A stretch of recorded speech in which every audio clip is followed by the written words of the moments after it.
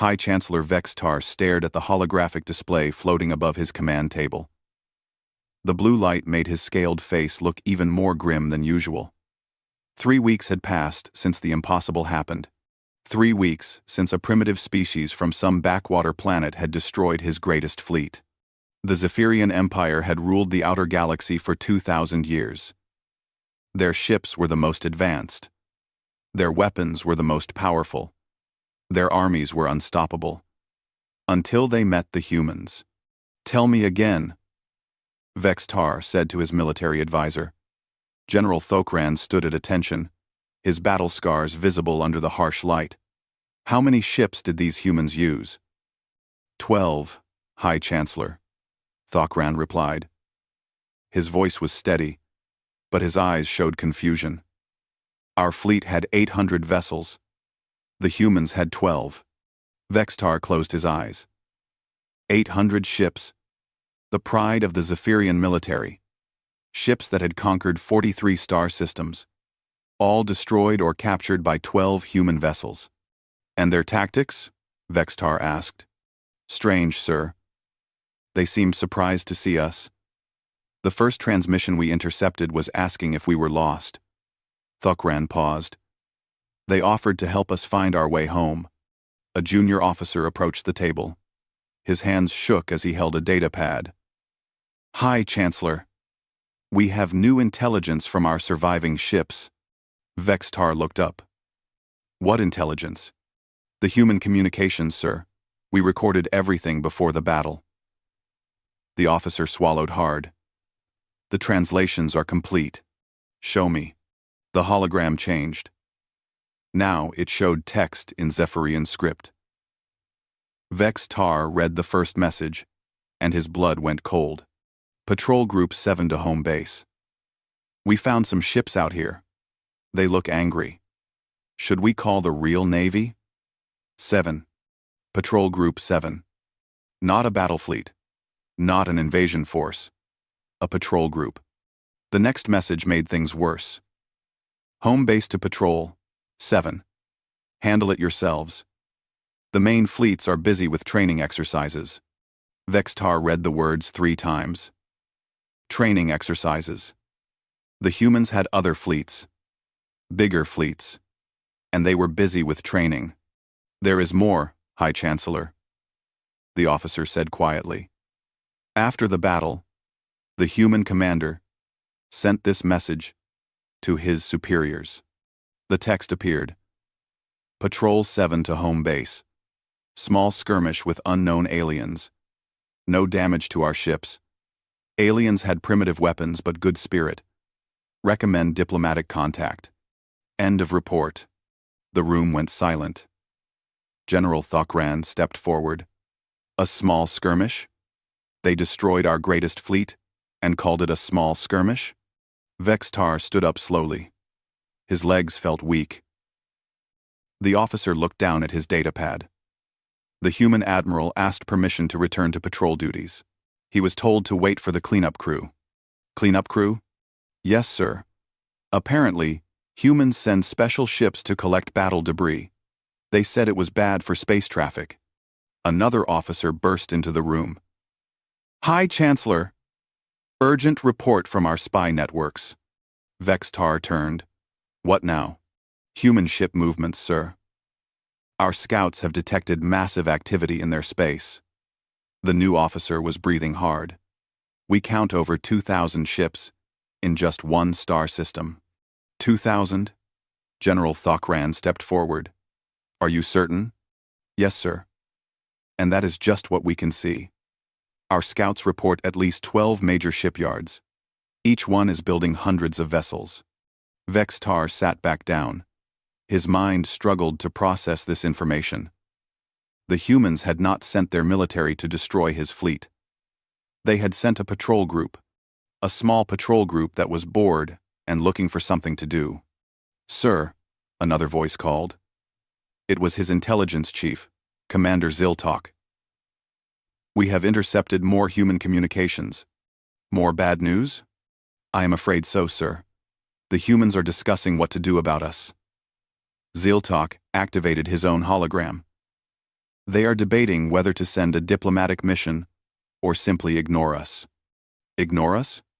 Yes, sir, one human official said, and I quote, "They seem harmless enough. Maybe they learned their lesson." Idea. Vex's Tar looked around the room. His most trusted advisors all wore the same expression of shock and fear.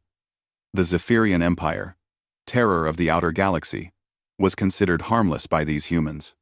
What about their military strength? He asked weakly. Commander Ziltok checked his notes. Our best estimates suggest they have over 50,000 combat vessels. But sir, these numbers may be low. Why? Because they keep building more. Every day, our scouts report new ships leaving their shipyards, and they all seem to be more advanced than the ones that defeated us. General Thokran cleared his throat. High Chancellor, there is something else. Our analysis of the battle shows that the humans were holding back. Holding back? How? Their weapons, sir. Each human ship could have destroyed our entire fleet alone. But they used minimum force. They disabled our ships instead of destroying them. They were trying not to hurt us too badly. Vextar put his head in his hands. The mighty Zephyrian Empire had attacked what they thought was a weak species. Instead, they had picked a fight with beings who could have wiped them out, but chose mercy instead. What do we do now? He asked quietly. The room was silent for a long moment. Then Commander Ziltok spoke. Perhaps, High Chancellor, we should consider sending our own diplomatic mission. Before they decide, we are not harmless after all. Vextar nodded slowly. The age of Zephyrian dominance was over. A new power had emerged in the galaxy, and that power had 12 ship patrol groups that could destroy entire fleets while barely paying attention. He wondered what their real military looked like. Commander Ziltok checked his stealth suit one more time. The Zephyrian intelligence officer had volunteered for the most dangerous mission in the Empire's history. He was going to spy on the humans. Remember, he told his team through the comm system, we need to know their true military strength. Find their bases, count their ships, learn their weaknesses. Sub-Commander Kesra nodded nervously. What if they catch us? They won't, Ziltok said, with confidence he did not feel. Our stealth technology is the best in the galaxy. These humans are powerful, but they are still primitive. Their scout ship slipped into human space without being detected. At least, Ziltok hoped they were not detected. With humans, it was hard to be sure of anything. The first human system they entered looked peaceful. Too peaceful. Space was filled with traffic. Cargo ships moved between planets like insects around flowers. Mining vessels harvested asteroids. Everything looked normal and civilian. Where are the military ships? Kesra asked. Ziltok studied his scanners. I see some patrol craft. Nothing major. Maybe their fleet is based deeper in their space. They followed the shipping lanes toward what looked like a major planet. The traffic grew heavier. Then, Ziltok saw something that made his heart stop. Those are not cargo ships, he whispered. What he had thought were civilian vessels were actually warships.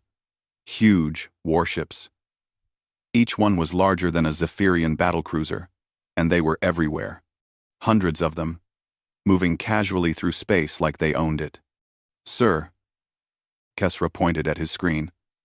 Are those weapons? Ziltok looked closer.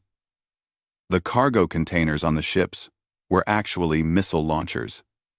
Each ship carried enough firepower to level a planet, and the humans were using them to haul space garbage.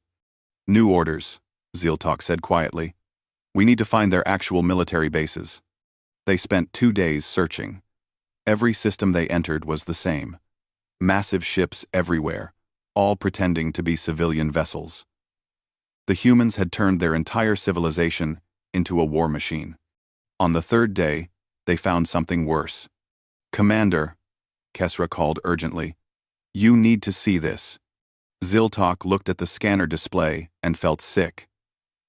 Ahead of them was a human military exercise. 50 ships were practicing combat maneuvers around a small moon. Finally, Ziltok said. Real military vessels. Let us observe and learn. They watched the exercise begin. The human ships moved with perfect coordination. Their weapons fired with impossible accuracy. But that was not the worst part. The worst part was what the humans were saying. Blue team, your shooting is sloppy today, came a casual voice over the comm. Try to hit something this time. Sorry, Commander Park, another voice replied with a laugh. These new weapons are too powerful. Hard to dial them down for practice. Ziltok stared at his translator. The humans were complaining that their practice weapons were too strong. They were deliberately weakening their guns for training. How much are they holding back? He whispered. The answer came quickly. One human ship missed its target and hit an asteroid instead. The rocks simply vanished. Not exploded. Vanished. The weapon had broken it down to atoms. Captain Liu, came an annoyed voice. You just disintegrated a perfectly good asteroid. The mining guild will complain again. My fault, Commander, Captain Liu replied cheerfully. I forgot to switch to training mode. Training mode. These weapons had a training mode that was still powerful enough to destroy anything Ziltok had ever seen. The exercise continued for an hour. The humans treated weapons that could destroy cities like children's toys. They joked about firepower that would terrify entire star systems. When they were done, they simply flew away like nothing important had happened. Commander, Kesra said in a shaky voice. Ziltok checked his scanners. 200? Maybe 300? Sir, I have been monitoring their communications. This is Training Sector 7. So? They have mentioned 11 other training sectors. Each one is bigger than this. Ziltok closed his eyes. 12 training sectors. Each with hundreds of ships. Each ship capable of destroying planets. And this was just for practice. There is more, sir, Kesra continued. I intercepted a message about something called the Reserve Fleet. What about it? The human admiral said it was getting too crowded. They need to build more storage facilities for the extra ships. Storage facilities. The humans had so many warships, they needed special places to store the ones they were not using. Commander? Another team member called. I am picking up a massive energy signature. Distance. 12 light minutes. Ziltok turned his ship toward the signal. What they found there would haunt his dreams forever. It was a human shipyard. Not a small facility, but a massive industrial complex stretching across half a solar system. And it was building ships. Hundreds of ships. Ships that made the ones they had seen look like toys. Those are not warships, Kesra whispered. Those are mobile weapons platforms. Each new vessel was the size of a space station. Their hulls bristled with weapons that defied description. And the humans were building them like cars on an assembly line. Sir, his technician called. I am detecting similar facilities in this system. 7 more shipyards, all building ships like these. 7 more? In one system? Yes, sir. And, Commander, the humans are building ships faster than we thought possible. Those shipyards will launch 50 new vessels this week. Ziltok sat in stunned silence. 50 new ships per week, from one system. And humans controlled hundreds of systems. Set course for home, he said quietly. We have learned enough. As they left human space, Ziltok tried to calculate what he had seen. It was impossible. The humans had not built a military. They had built something beyond anything the galaxy had ever known. And they still acted like they were the peaceful ones. When they reached Zephyrian space, Ziltok sent his report to High Chancellor Vextar. It contained one simple message. Recommend immediate surrender. These beings are not just powerful. They are the most terrifying force in galactic history. and they do not even realize it. Ambassador Chen Wei-ming adjusted his simple gray suit as he stepped out of the shuttle. He looked like a harmless, middle-aged man who sold insurance for a living. The Zephyrian delegation waiting for him had expected someone more impressive.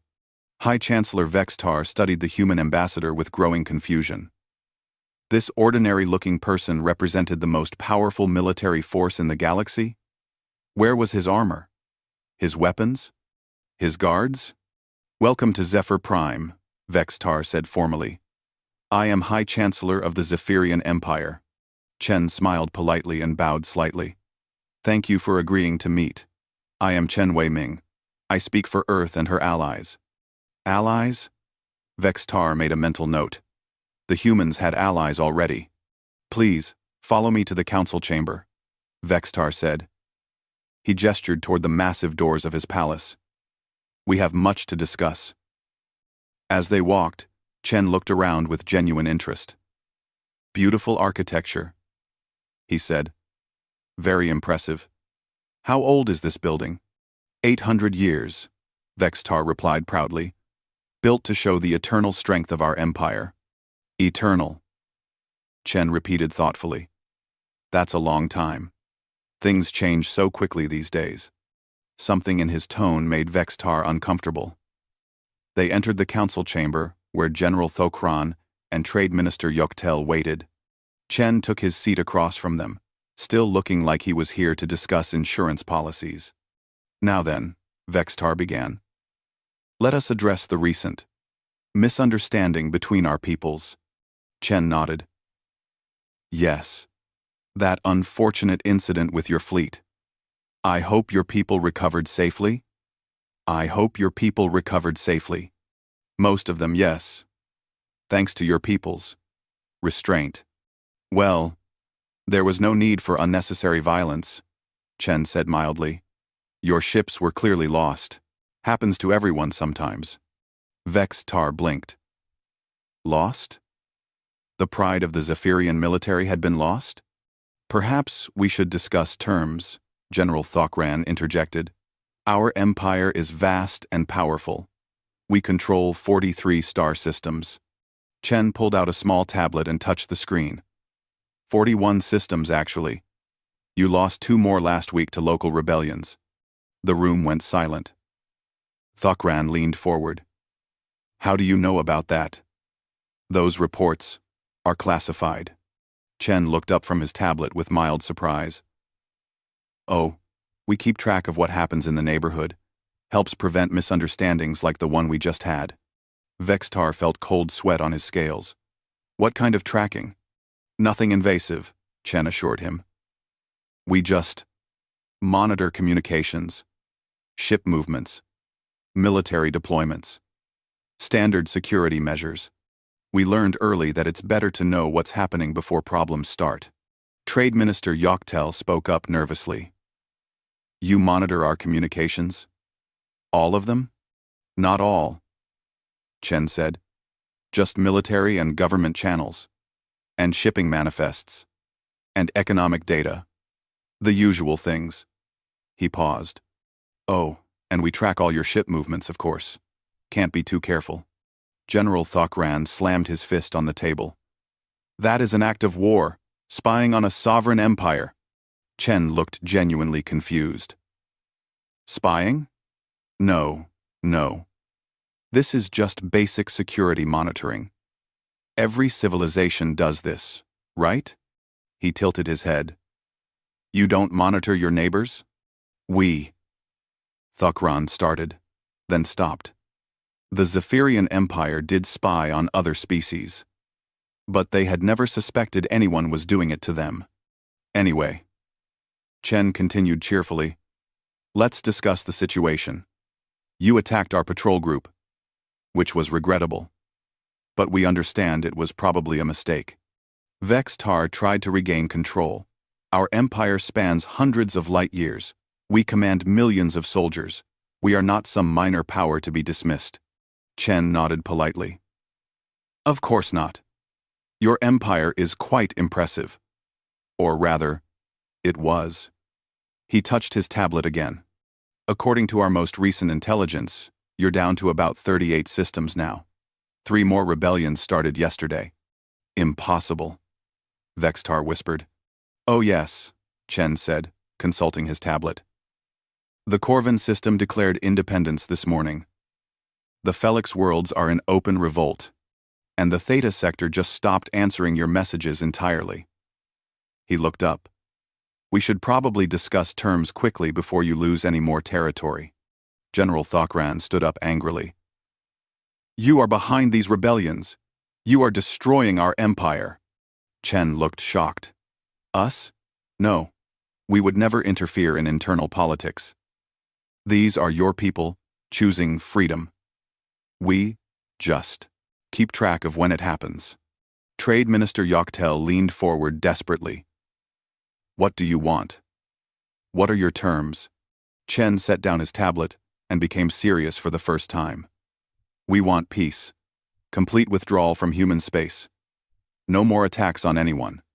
And reparations for the inconvenience you caused our patrol group. Reparations? Vextar laughed bitterly. We are the ones who lost 800 ships. Yes, but our people had to clean up the debris, Chen explained patiently. Do you know how expensive it is to clear 800 wrecked ships from a shipping lane? The paperwork alone took weeks. Vextar stared at him. The humans wanted payment for cleaning up the ships they had destroyed. And if we refuse? Thokran asked. Chen sighed sadly. Well, then we would have to take more direct action. Admiral Kim is waiting outside with a small escort. Perhaps you would like to meet her? Well. Through the great windows of the council chamber, Vextar could see 3 human ships hanging in space above his capital city. 3 ships. Just like the patrol group that had destroyed his fleet. Small escort? He asked weakly. Oh yes.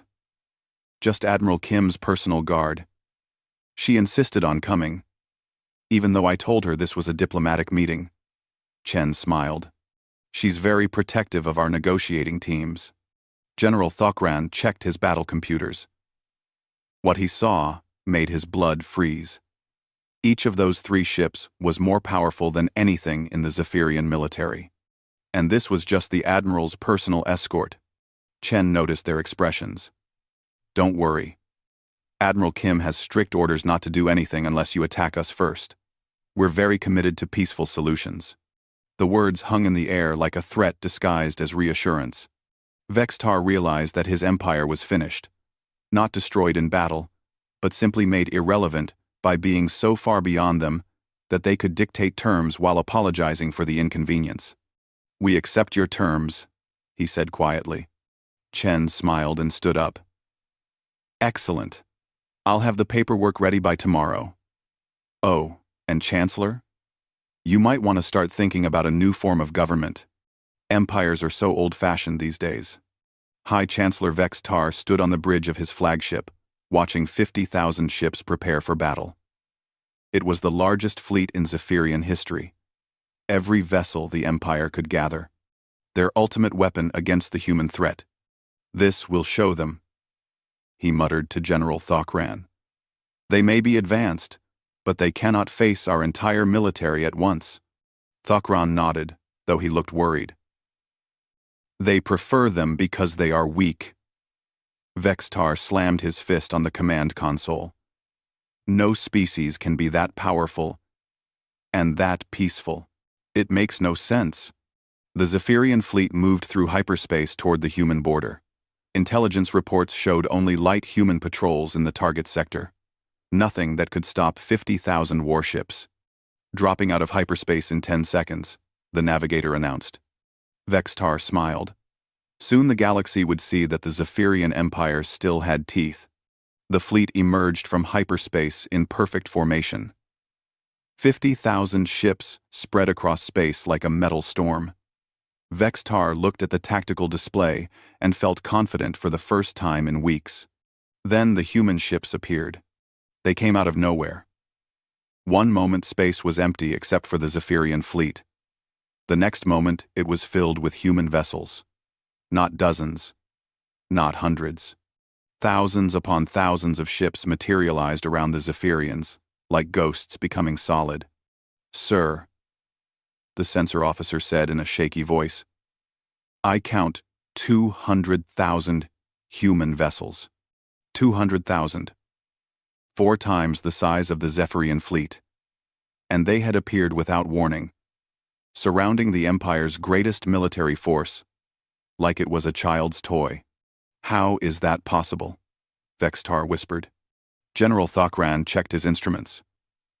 "Sir, these are not the ships we encountered before. These are different. 2D2. The human vessels were massive. Each one was twice the size of a Zephyrian battleship. Their hulls were sleek and black, covered with weapon systems that defied identification. They moved with perfect coordination, like a single organism with 200,000 parts. A communication came through on all frequencies. The voice was calm, almost bored. "Zephyrian Fleet. This is Fleet Admiral Park Jin-woo of Sector Defense Force Delta. You are trespassing in protected space. Please power down your weapons and prepare to be escorted home." Vex's Tar grabbed the communicator. "We are the Zephyrian Empire. We do not take orders from anyone." There was a pause. Then Admiral Park replied, "I see. Well, that's unfortunate.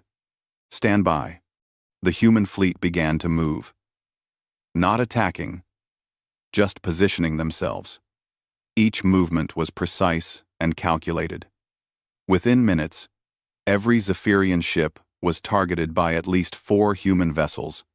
"Sir," the weapons officer called out, "their targeting systems have locked onto us. All of us. Simultaneously." Vex Tar stared at the tactical display. Every ship in his fleet was caught in multiple targeting beams. The coordination required for such an action was impossible. No fleet could move that precisely. "Fire at will," Vex Tar screamed. "All ships attack." The Zephyrian fleet opened fire with everything they had. Thousands of missiles streaked toward the human ships. Energy beams cut through space. Every weapon the Empire possessed was unleashed at once. The humans did not even bother to dodge. The missiles struck human shields and simply vanished. The energy beams hit their hulls and scattered harmlessly. The greatest bombardment in Zephyrian history had no effect whatsoever. Admiral Park's voice came through again, still sounding bored. "Are you finished? Good. Now observe." One human ship fired a single shot. Just one. The energy beam reached out across space and touched a small asteroid floating nearby. The rock disappeared.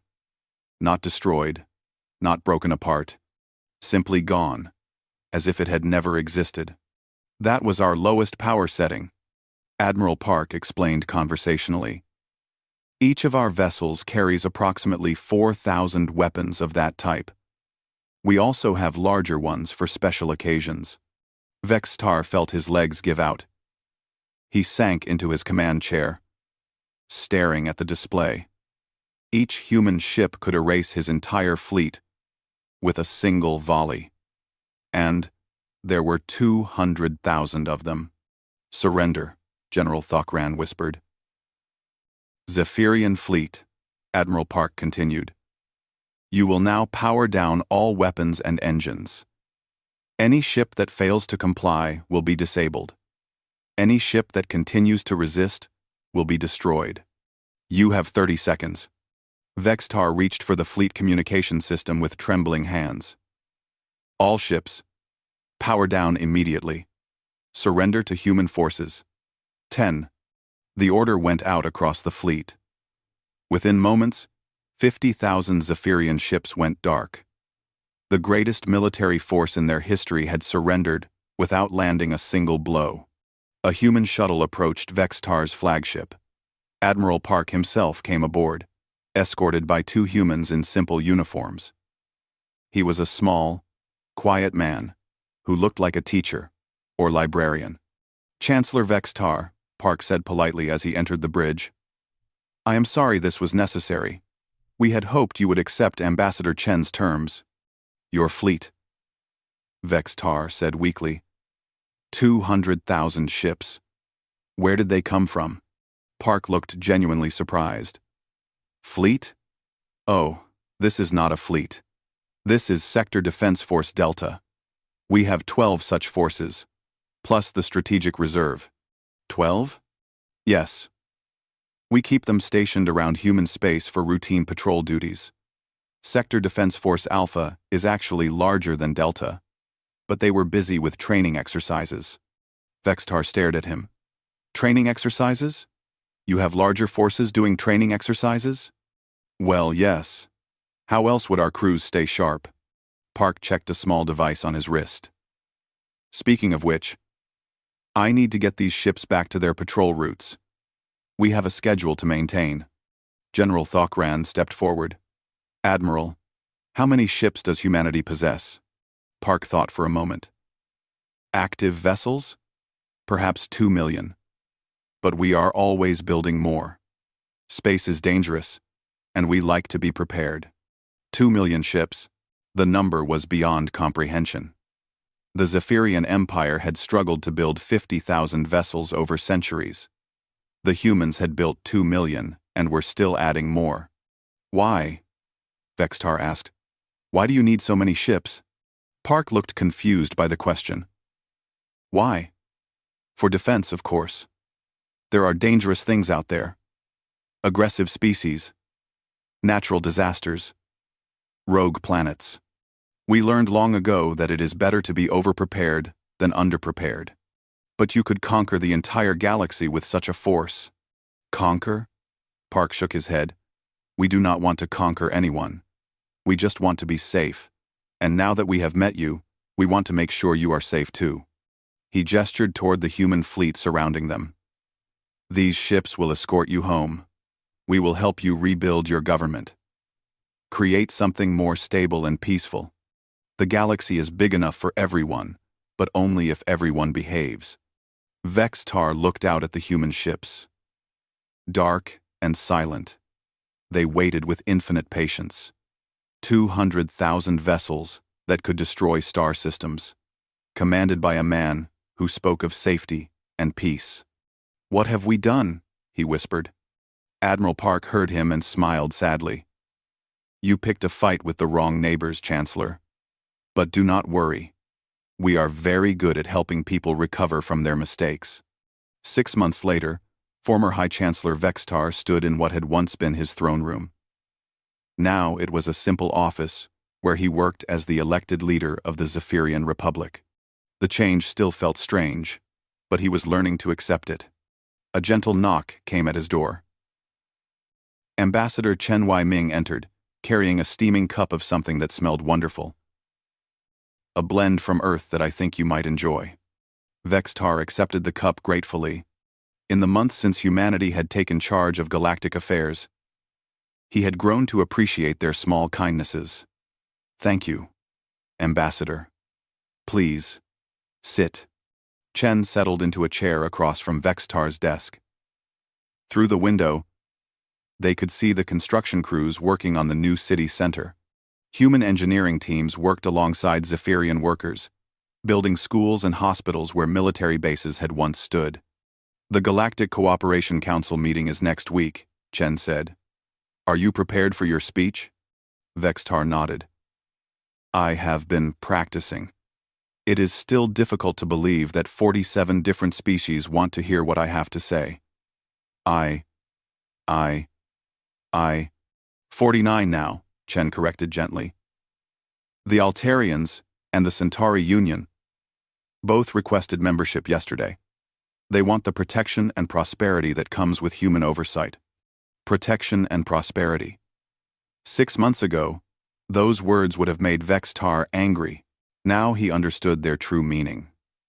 The galaxy had never been more peaceful or more prosperous than under human guidance. How do you do it? Vextar asked. How do you manage so many different species? So many conflicting interests? Chen sipped his tea thoughtfully. We learned from our own mistakes. Humans spent centuries fighting each other before we figured out that cooperation works better than conquest. When we went to the stars, we decided to do things differently. But your military power is necessary for peace, Chen finished. We learned that bullies only understand strength, but we also learned that strength without wisdom leads to tyranny. So we built our forces to protect, not to conquer. Vextar looked out the window again. In the distance, he could see a human patrol ship making its lazy way across the sky. 6 months ago, such a sight would have terrified him. Now, it was comforting. Those ships kept pirates away and ensured that trade flowed freely. President Jung wants to meet with you next week, Chen continued. She is interested in your thoughts on the new exploration project. The intergalactic mission? Yes. Humanity is planning to send ships beyond our galaxy. We want to make sure we leave things here in good hands before we go. Vextar nearly dropped his teacup. You are leaving? 2. Vextar. 2. Chen smiled at his reaction. Not leaving entirely. We will still maintain our bases and patrol routes, but most of our exploration fleets will be heading for the Andromeda Galaxy. There are signals coming from there that suggest intelligent life. More species to meet, Vextar said. More potential friends, Chen corrected. Or potential problems. Either way, we prefer to meet them on our terms, rather than wait for them to come here. A communication device chimed on Vextar's desk. He touched the screen and saw Admiral Kim Sujin's face appear. She was calling from her flagship somewhere in deep space. Good morning, Admiral, Vextar said politely. Over the months, he had developed great respect for the human military leader. Good morning, President Vextar. I wanted to update you on the pirate situation in the Outer Rim. We have cleared out the last of the raiders. Your shipping lanes are now completely secure. Thank you, Admiral. My people are grateful for your protection. Kim smiled. No protection needed anymore. We have trained your new defense force well. They can handle local security from now on. It was true. The humans had spent months teaching Zephyrian forces how to maintain peace without oppression.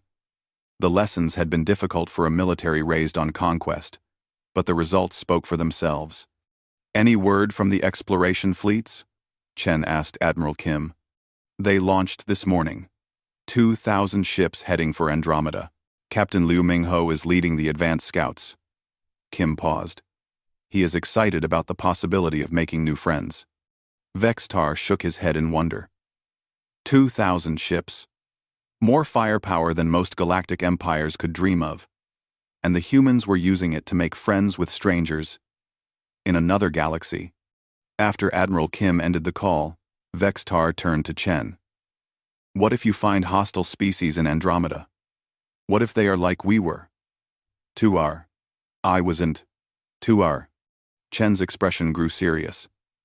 Then we will try diplomacy first. Just like we did with you. But if they refuse to listen, he shrugged.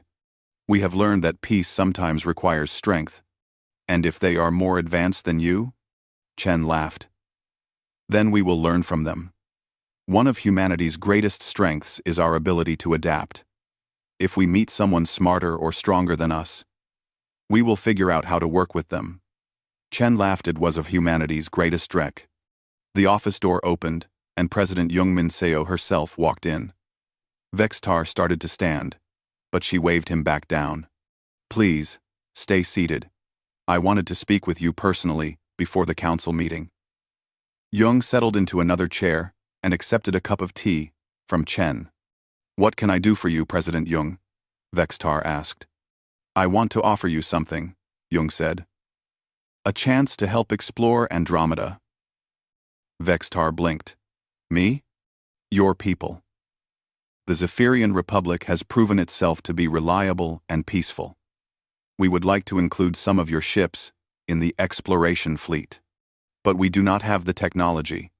We will share it, Jung said simply.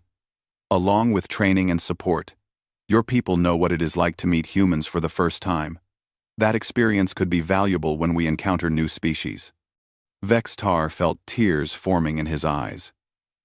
6 months ago, humanity had been his enemy. Now they were offering to make his people partners in the greatest adventure in galactic history. "Why?" he whispered. "After what we did to you, why would you trust us?" President Jung leaned forward. "Because you learned. Because you changed. Because you chose cooperation over conquest." She smiled. "Sengo. The takes in Sunlu."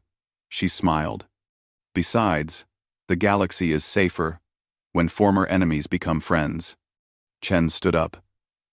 "I should let you two discuss the details. President Vextar, think about it carefully. This is a chance for your people to help shape the future of 2 galaxies." After Chen left, Jung and Vextar talked for hours. They discussed ships and crews, training programs, and cultural exchanges. By the time their meeting ended, the Zephyrian Republic had become humanity's first full partner in intergalactic exploration. That evening, Vextar stood on his balcony, looking up at the stars. Somewhere out there, human ships were already crossing the void between galaxies. Soon, Zephyrian ships would join them. He thought about the old empire, built on fear and conquest. Then he looked down at his city, where humans and Zephyrians worked together to build something better. The galaxy had a new order now.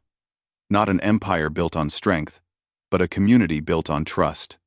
And at its heart were the humans. The species that had accidentally become the most powerful force in galactic history, simply by trying to be prepared for anything. Tomorrow, Vextar would give his speech to the Galactic Council. He would talk about cooperation and peace, about learning from mistakes and building better futures. But tonight, he simply stood under the stars and marveled at how much the galaxy had changed. The humans had kept their promise. They had brought peace through strength, prosperity through cooperation, and hope through their endless willingness to turn enemies into friends. In the distance, a human patrol ship drifted silently across the sky, keeping watch over a galaxy that finally knew what peace looked like.